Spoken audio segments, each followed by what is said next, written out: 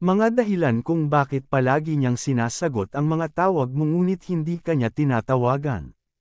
Una, nais niya lang na marami siyang pagpipilian. Kung ang isang tao palaging sinasagot ang mga tawag mo subalit ni hindi kanya tinatawagan.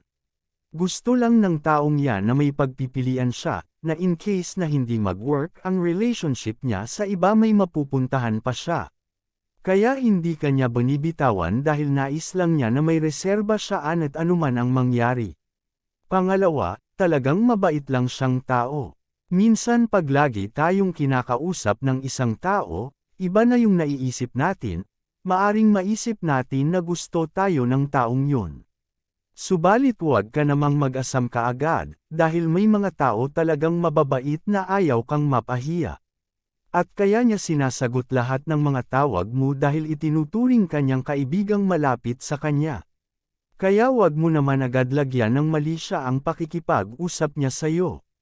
Pangatlo, hindi pa niya lubos na nakakalimutan ang kanyang ex. Kung sinasagot niya palagi ang mga tawag mo ngunit ni minsan hindi kanya tinatawagan, ibig sabihin hindi pa niya nakakalimutan ang ex niya. At kaya niya laging sinasagot ang mga tawag mo upang magsanay sa kung ano ang tama niyang sabihin upang magkabalikan sila.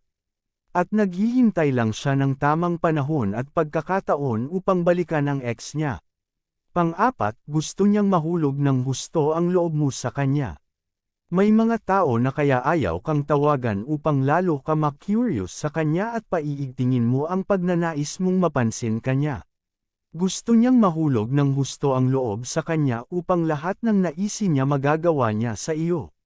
Panglima, taong ayaw ng commitment.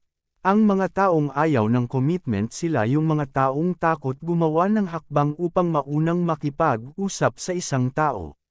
Gusto kasi nila na ikaw palagi ang gumagawa ng paraan upang magkausap kayo.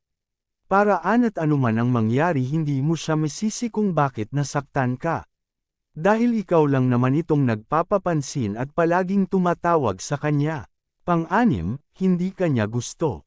Masakit ang realisasyong ito ngunit hindi naman maaari na kapag may gusto ka dapat magustuhan ka rin niya.